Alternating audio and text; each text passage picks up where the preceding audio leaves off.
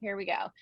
Holiday 2020 survival guide. This year is going to be different than years past in many ways. And so even if you're not retail and you don't typically gear your business up for the holiday season, I think it's smart to be aware of some of the things that will be coming. We are going to see some disruptions that are not only going to affect us as small business owners, but will also affect some of those big box competitors. Like if you think, Amazon, Walmart, Target, some of those retailers as well. But it does create an opening of opportunity for small business owners to really step in. I think especially later in the season as it becomes more difficult to get something shipped on time. And then, even if you're not retail, I think being aware of what will be happening with shipping and trying to get things to your business, knowing that shoppers are going to start early. And I think knowing that the more kind of affluent consumer still has money to spend, is very comfortable buying those big ticket items online. And they are, as interested in, kind of the conventional, typical product for gift as they are health and wellness. So I definitely think it's worth gearing up for the holidays, even if that's not something that you've done in the past. I do think that affluent customer is going to be ready for some feel-good shopping. So as you can see, first and foremost, digital transformation, it's not years away, it's here. It's been here, but especially now with a pandemic, people are going to be very, very cautious about where they go, how much time they're spending out.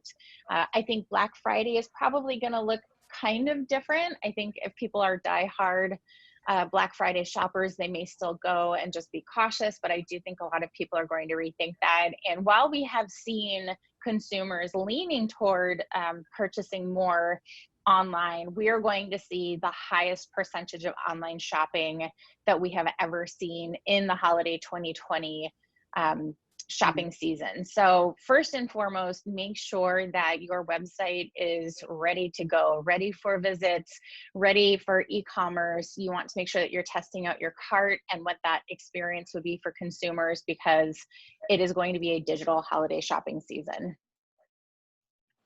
So if we look at what some of our big box competitors are doing this year, Walmart, Sam's Club, and Target will be closed on Thanksgiving. That's notable because typically they were starting Black Friday shopping on the evening of Thanksgiving. I have to say I'm very happy to hear that, because I really want people to be home for the holidays and just enjoy themselves. So I think it's actually a really good thing. But again, I think it really signals to the fact that they are probably not expecting the big crowds like they have in years past. I think if they were, they would be open, and they are not. So it's interesting to see that.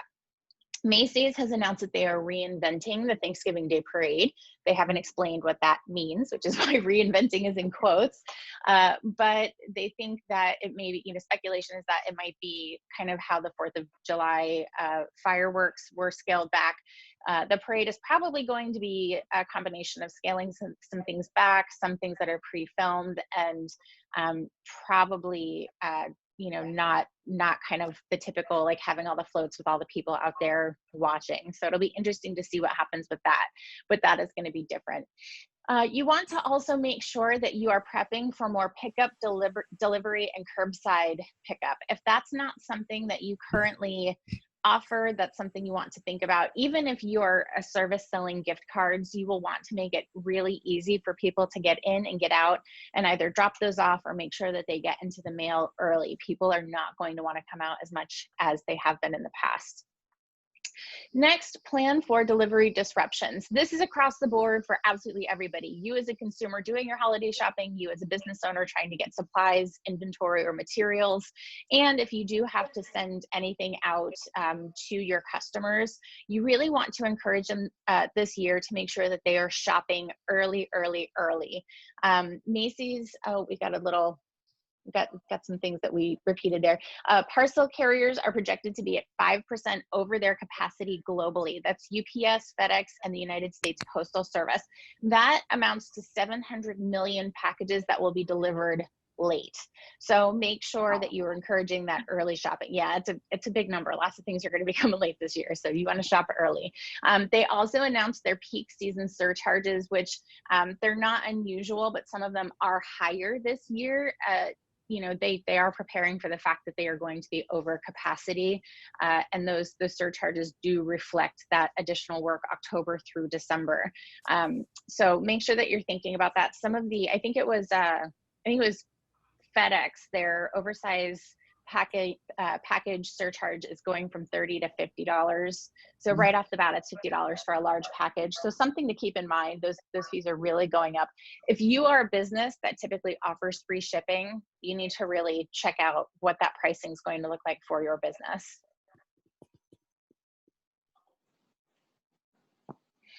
All right, so attitudes are changing right now. So 1 in 4 consumers already began their holiday shopping in July. Now, I love the holidays, but I'm not that good. But there are people who have started their holiday shopping already. 2 in 3 shoppers plan to begin shopping earlier than they normally would. This is largely in response to all of the out of stock and delay concerns that we saw, especially in the spring and early summer. So if any of you have Amazon Prime like I do, Prime went out the window at the beginning of the pandemic. It was, 2 and 3 weeks to be able to get almost anything because they were reprioritizing things like health and wellness goods, first aid, that kind of stuff, to make sure that the really important products were getting out to consumers. But the kind of 2-day Prime delivery window, it wasn't there for a long time. And there are still a lot of things that are out of stock right now. So if you think about, consumers who are stuck at home, we tried to get one of those giant trampolines for our kids to have something to do in the backyard. It went on back order with Wayfair and it wasn't available. They put it on back order once for 2 months, then that 2-month mark came and they put it on back order again and we canceled the order finally. So consumers are definitely, they still have that in the back of their minds. They're still concerned that once that holiday rush is on, that they won't be able to get the products that they're looking for or that they won't get them on time. So they're starting early, which means that as business owners, we should be starting our holiday promotions early as well. They are ready now. So just like we mentioned earlier before we started recording, all of the major retailers are already starting to put Christmas out. So that's another cue we can take from big box. If you have been in, a Home Depot or a Michael's or Costco recently, they have all the holiday. There is everything from Halloween to Thanksgiving to Christmas. There is no kind of seasonality anymore. It's just the holiday season. 17% say that they will shop online exclusively. And in-store is really going to be thought of more as a point of transaction only. So if you are retail and you have brick and mortar, it's really going to be important to find ways to keep your customer in store or to have enough people working that you will be able to create some engagement, some conversation, some customer service, and perhaps offer some consultation if possible, because many shoppers are doing their research and comparison shopping online and making that purchase for pickup, or they already know what they want and they're just stopping into the store to get it. And really the mentality is that the store is just that point of transaction. It's just picking the item up. So if you want those opportunities for, some of those impulse buys or some of those upsells, you're really going to have to make sure that you're finding a way to engage that customer. Speaking of some of the things that we're seeing changing with online shopping, so this information is from Google. So we are seeing some of our search terms change. So these are all year-over-year growth. So if we're comparing this year to the same period last year, searches for terms like gifts for mom, gifts for him, those have already doubled for this time last year for this time this year. Also, best affordable is up 60% year over year, which signals a desire for both quality and value. Available near me has grown by 100%. Click and collect, so that's the ability to just purchase something and go pick it up, is up 600%, and curbside pickup has grown 3,000%. As far as search volume goes year over year. Yes, wow, it's pretty crazy. It's a huge, huge number. So it goes to show you now the consumer is educated on these services that they feel, save them time, they're more convenient, they keep them safe. And so they are looking really for every business to accommodate that curbside pickup or delivery whenever possible.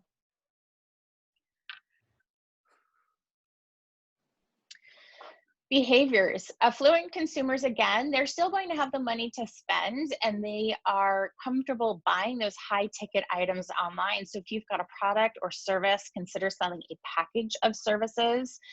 Don't be afraid to put those items out there. They like the convenience of being able to purchase online and they're not afraid to purchase those high ticket items online, especially if they trust you as a consumer. Younger consumers will pay more for vintage, resale, and limited edition items, especially when it comes to apparel. And they would spend more if given interest-free installment payment options.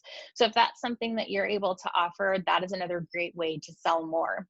Shoppers will lean more toward products than experiences this year. So in years past, we have seen entertainment, concerts, travel, those types of experiences were very popular at the holidays for gifts. And a lot of people are feeling like those types of experiences are kind of up in the air right now. We don't really know when we'll be able to engage in those kinds of experiences safely again. So we do have a few people who are really, avid travelers.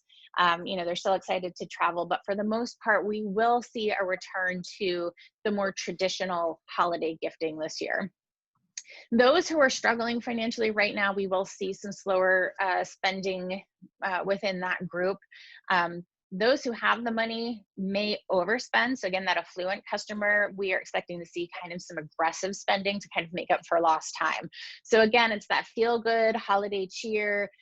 Those folks who really like picking the right gift that makes somebody really happy. It makes them happy to see somebody using the gift that they've given. Those folks are very likely to spend aggressively, which is a great thing for the economy. So that's something to keep in mind, that there is still a segment of consumers that have the money and will spend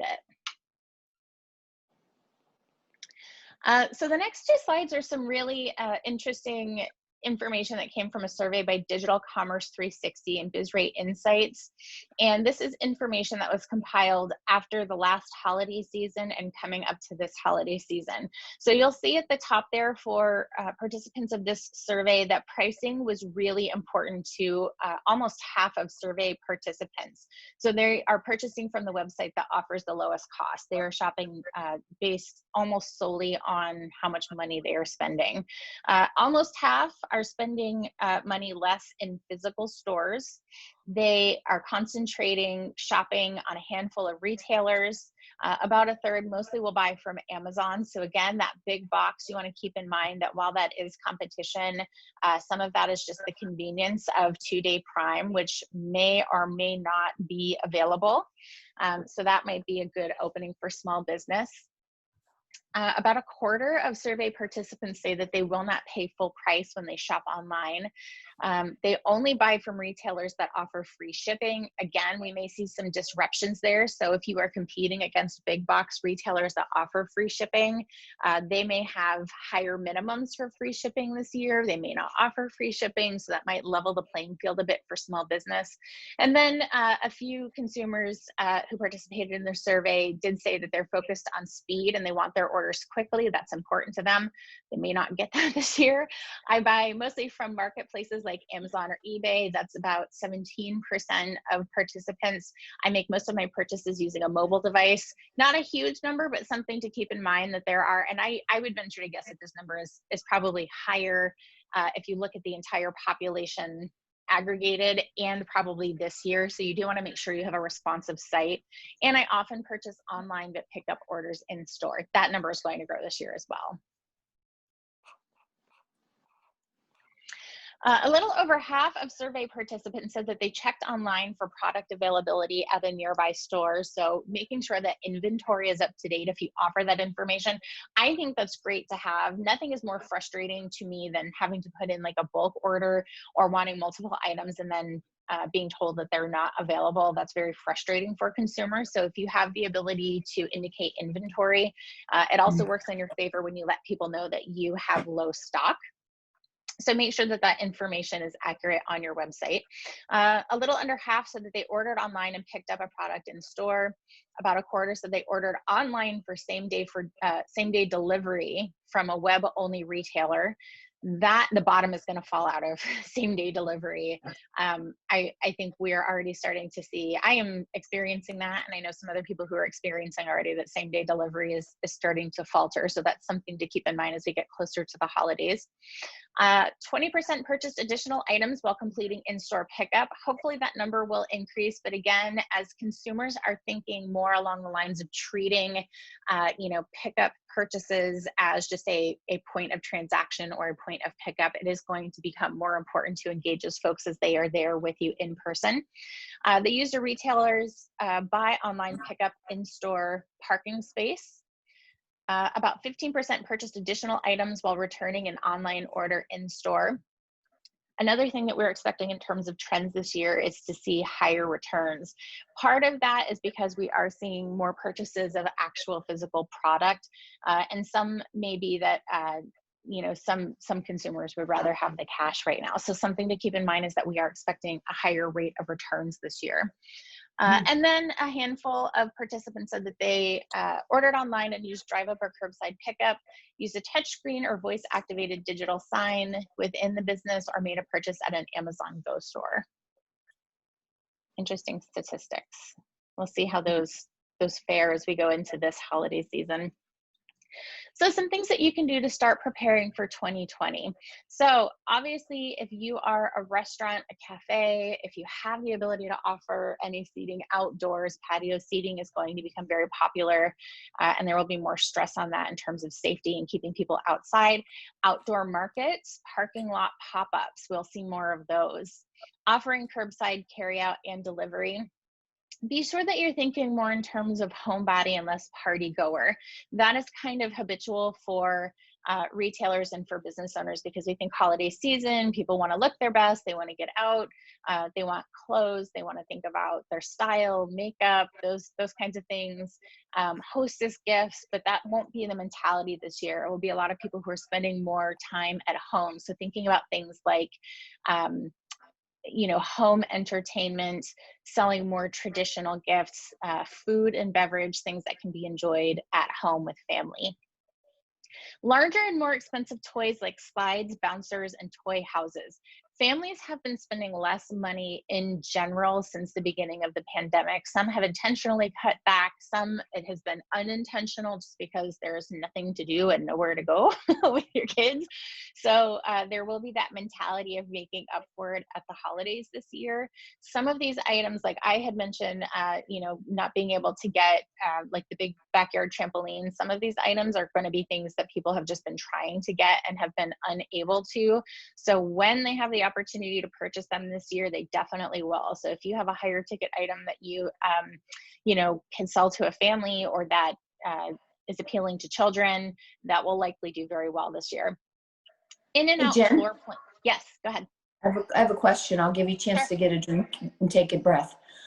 So it sounds like when you're talking about more of the homebody, I've been toying around with doing like a dry mix, because shipping's a nightmare. My product's kind of perishable. Yep. So I was thinking that might be a great gift item for the holidays, to allow people to, bake my cookies at home by just adding a few simple ingredients. And maybe makes perfect sense this year then, huh? Totally. And I think if you are able to incorporate any ingredients that are kind of traditional holiday ingredients, that would be really fun for a holiday promotion. I think if it makes it shelf stable longer, that is a good convenience. That's a good point to offer in your marketing. But I totally agree. I think, again, anything that makes it easier to give, easier to get to people, makes it shelf stable longer. I think all of those are things that will be great at the holidays. Good. So like the peppermint brownie and the maybe the pumpkin chocolate chip and those kind of warm, cranberry, cinnamon. Yep. Oh yes. Yep. Absolutely. Perfect. Great. Thanks. Yeah. Great question. In and out floor plans. So again, making it easy and convincing shoppers that it's safe to visit. We want to make it simple, convenient, let them know that they'll be able to get in and out relatively easily. I don't know about you, but recently in going out shopping, there have been a few times at some stores where the layouts are actually really poorly done for the day and age that we are in, and you get stuck in these kind of bottlenecks with lots of people, and it gets very stressful for everyone. So again, just making sure that those floor plans are very open and making it easy for shoppers to get in and out. Having a separate area for pickup for online purchase also is a great way to get people in and out of a business. And again, I can't overstate this one enough. Test your website checkout experience. Test, test, test. Almost all carts have a test mode so that you can go in. I know with mine, I can put in like any fake credit card number, an expiration date once I put it in test mode, and I have the opportunity to see what comes to me after the purchase in an email. Like I get to see the whole thing. I get to see what comes to me indicating that something's been purchased. It will be really important to make sure that you test that experience, both mobile and desktop, and make sure that your website is quick. If you have the opportunity to capture a shopper from big box, those stores know how to keep their websites moving very quickly for the most part. You have to be able to compete with that mentality. We want it quick and easy. And if you keep somebody waiting for too long for something to load, for pictures to load, for video to load, they're going to bounce. They're going to leave.